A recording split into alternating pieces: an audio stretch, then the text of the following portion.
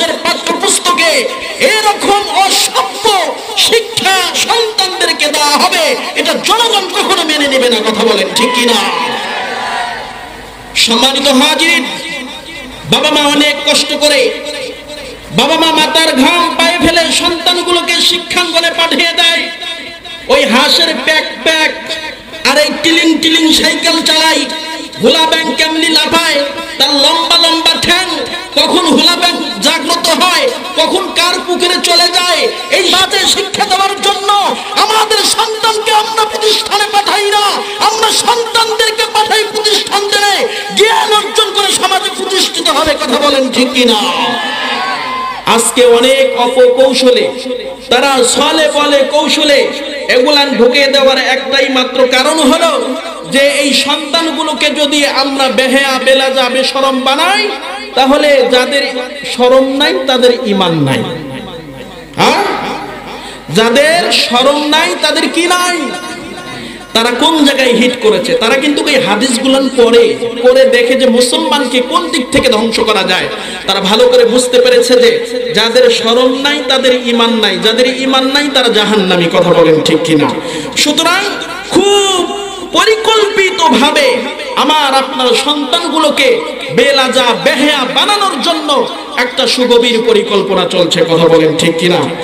এক অভিভাবক বলছেন যে আমরা এই সন্তানগুলোকে স্কুলে পাঠাই, আমাকে লজ্জায় আমার মাথা নিচু হয়ে যায় যে একটা স্বাস্থ্য সুরক্ষা নামের বই ক্লাস 6-7 রয়েছে, সেখানে উনি বলছেন যে আমার লজ্জায় মাথা নিচু হয়ে যায় যখন আমার সন্তান আমাকে জিজ্ঞাসা করে, মা, সবসময় দোয়া করি যে আমার ছেলে যেন জিজ্ঞাসা না করে যে মা এটার মানে কি, এত অশ্লীল কথা। সম্মানিত হাজির, শুধু এতটুকুই নয়, বয়স আনতে একজন মেয়ের কোন কোন জায়গার পরিবর্তন কিভাবে হয় এগুলান স্কুলে শিক্ষা দেওয়া হবে। এই তো 24 সাল থেকে এটা চালু হয়ে যাবে।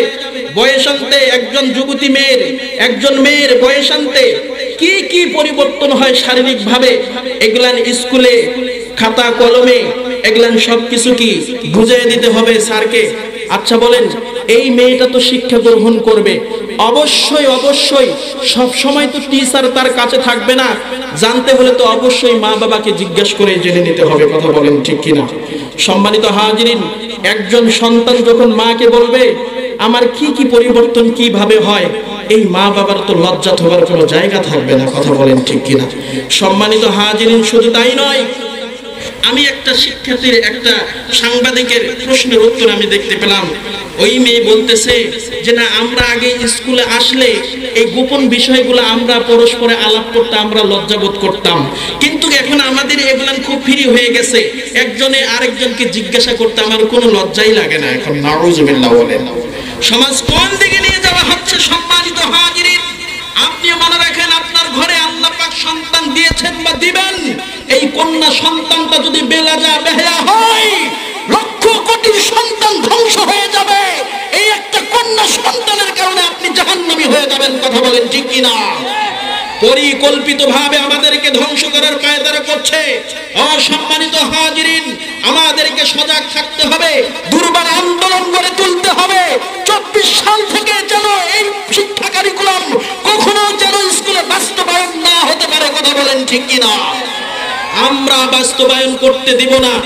আমরা তো খাই আর ঘুমাই, আমরা আসলে ভুলে গিয়েছি আমাদের প্রত্যেকটা মানুষের দায়িত্ব অন্তত সন্তানগুলো যাতে মানুষ হয় এই দৃষ্টিকোণ থেকে হলেও এর প্রতিবাদ জানানো। কথা বলেন ঠিক কিনা? সম্মানিত হাজিরিন, নতুবা প্রত্যেকটা সন্তান জাহান্নামী হয়ে যাবে। আর সন্তান যদি জাহান্নামী হয়ে যায়, আল্লাহর দরবারে মা বাবার নামে মামলা দায়ের করবে। আর যদি সন্তান মা বাবা যদি নামে আল্লাহর কাছে যদি মামলা দায়ের করে, একটা বাবা মাও আপনি ছাড় পাবেন না, জাহান্নামে যাইতে হবে। এই জন্য আমাদের প্রতিবাদ করতে হবে কি হবে না? এরে ভাই, আমরা প্রতিবাদ করব, এরপরে যা যতটুকু হয় আল্লাহ পাকের পক্ষ থেকেই হবে। কথা বলেন ঠিক কিনা?